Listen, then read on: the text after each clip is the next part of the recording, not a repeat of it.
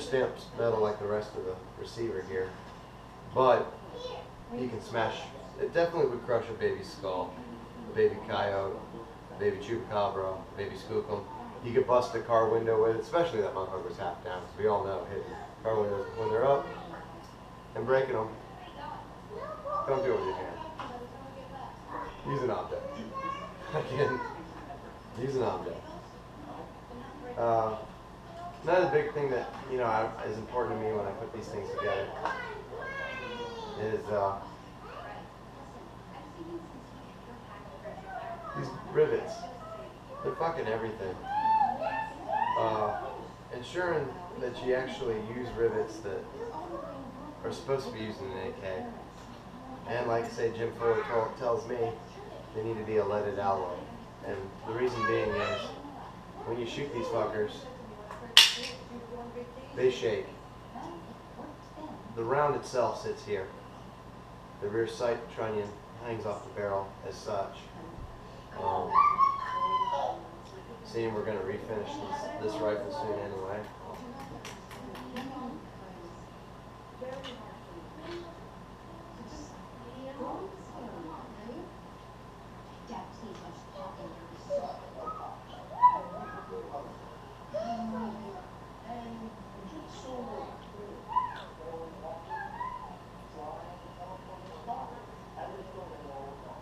I don't have the little toolkit with me to wrench this thing open.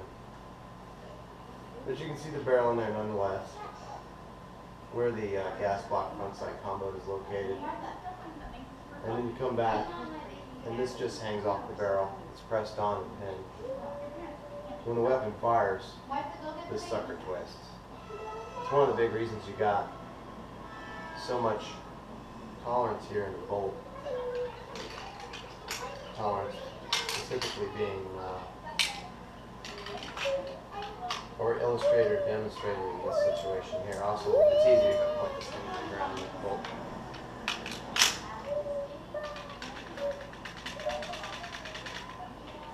And yeah, you can hear, oh, well, it's for mud and the gristled bone of your enemy when it gets lodged in there in the heat of combat and everything. And yes, true. But it's important that you do have wiggle in here. That this is not a tight apparatus. Okay? Does it take from accuracy? I'm sure we could argue yes. It takes away from accuracy. Does it keep it chunking when skookum's coming through the front door? Or, I don't know, Chinese paratroopers the Germans are coming? I don't know. What I do know is that's what I would want. I'll take a 4 inches at 100 meters over a 1/4 inch MOA gun that's going to double feed every other time I pull the trigger. I mean, it's a no-brainer. You know this. Fucking talking required. So, yeah.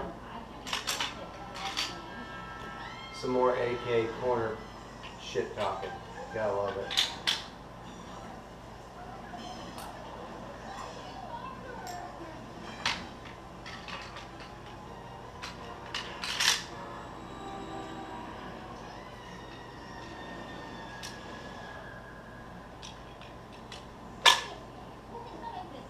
Good fit. No rattling.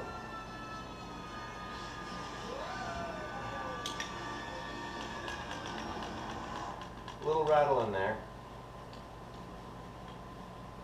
And that's Arsenal's flagship weapon. I'll tell you what though, seriously, if you love AKs and you like to collect them, and you don't have the Sam 7 side folder, you suck. It's just, you can tell that the American side of Arsenal got with the manufacturing side that said, hey, this is what Americans want. And thank you, Arsenal. I appreciate it. Now let's see if you can make that receiver out of titanium. I don't think there's a lot of free titanium running around in Bulgaria. So, yeah, that's old Hot Scott's rifle. We'll get that refinished and done up and tested. It was running pretty good, and then he had to experiment on it. I don't blame him. What else to talk about? Some other things that I've run into. Oh, well, that's the end of this. When we get back, man, it's you know, that's just the alarm on the phone, isn't it? Yeah, I'll ignore it. But another thing about these cheaper,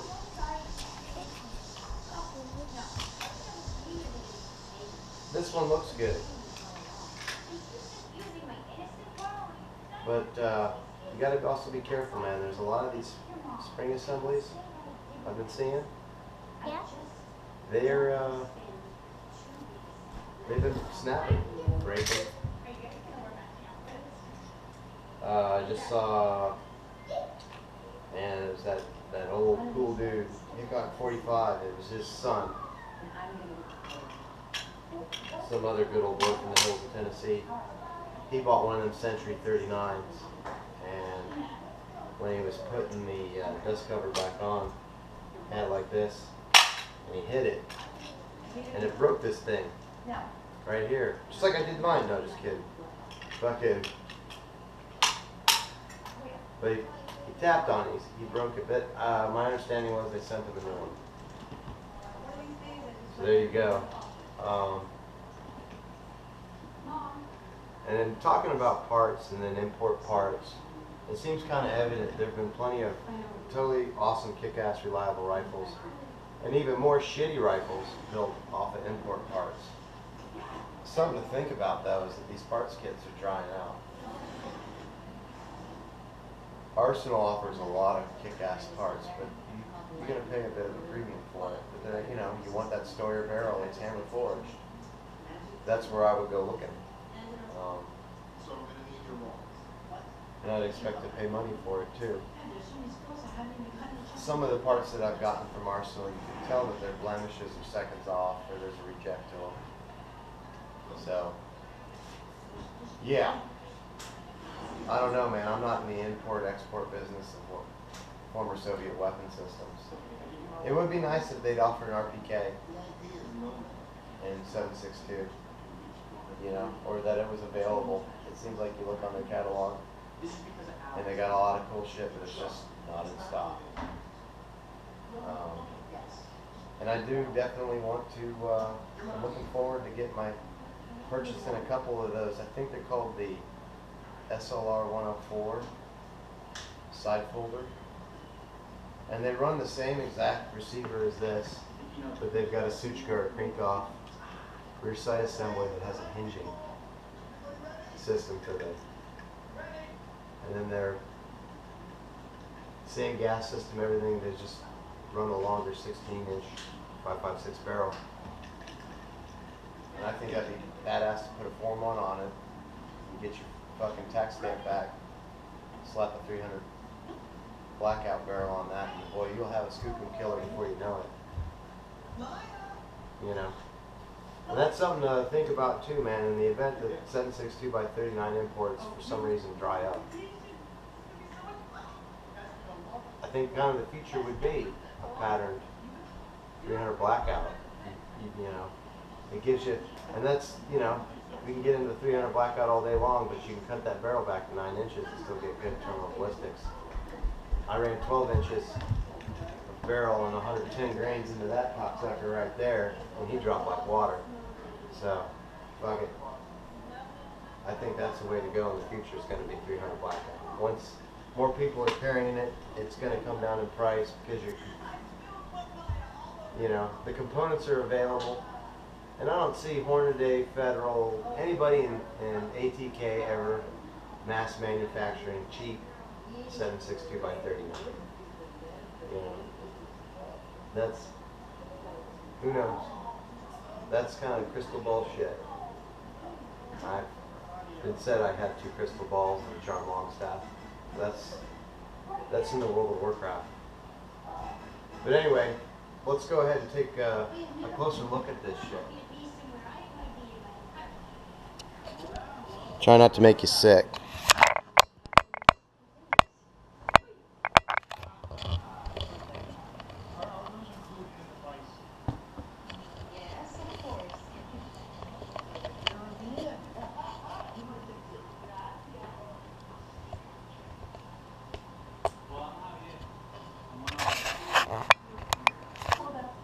I guess there's probably a lot of people might take a look at this and go, he doesn't have a fucking Eurofag accent.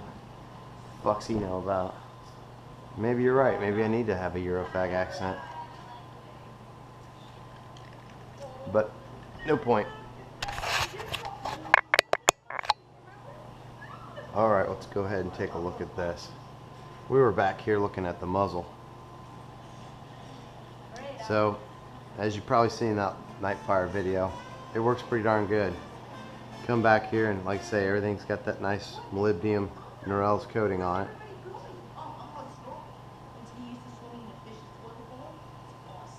Got a booger on there. Pretty cool little knurling. It's kind of a copy of the actual original. You can come back here and it's just a regular conventional gas tube.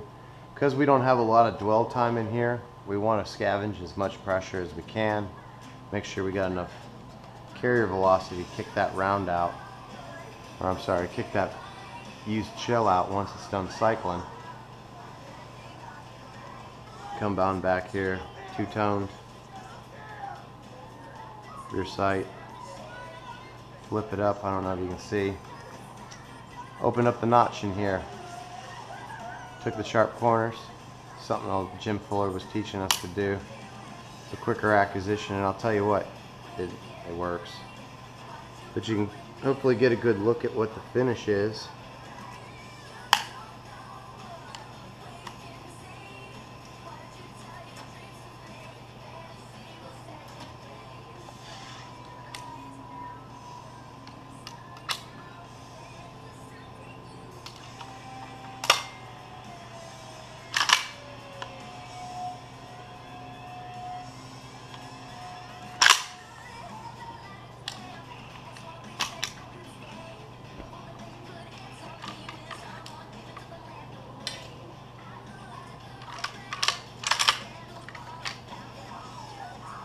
And there's the bolt to it.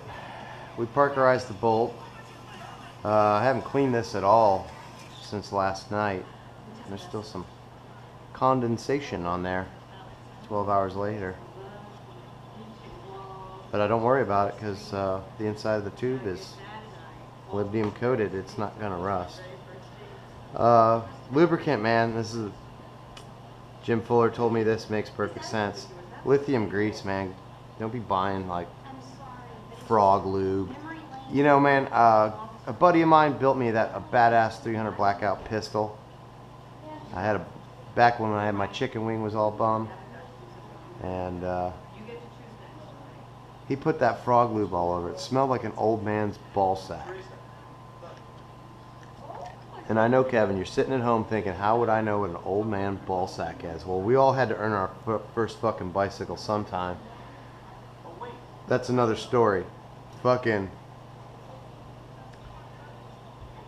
let's see here where I've recontoured. Little bit of attention to detail goes a long way with these things. Putting that down in there. And if you want, man, I can paint this bolt flat black. We can put the shiny glossy black on there.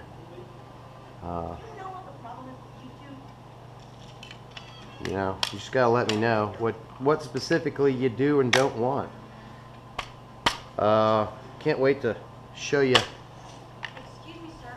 I'd like to Okay. What this one's gonna look like.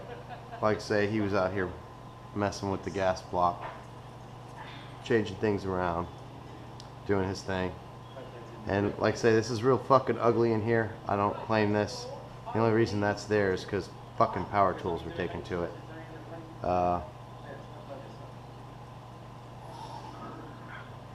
This guy, he really likes it. This one doesn't have the opened up sights. He wants me to open up the sights. There was a little bit of flat black put on this as well. If we come over here and compare, there's a little bit of a difference in the color. And then you can see here on the safety selector, the glossy over the regular. This is just regular Parkerized, raw Parkerized. No paint on that, but we can paint it whatever color you want. And I'm going to strip this one down for Scott, and we're going to put a camo, a local camo. We'll see how that fucking turns out.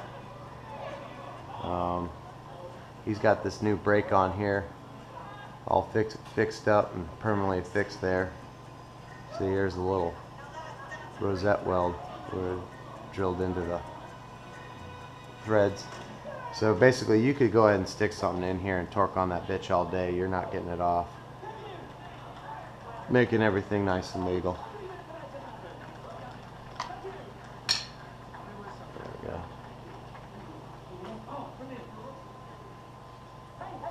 Yep, this is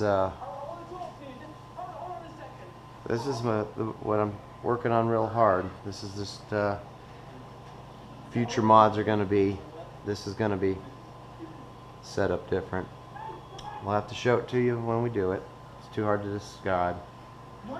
And then on the front side post of yours, man, and this is something that is a real pet peeve. I don't dig it. It's whoever owns a rifle dependent, if they do or not.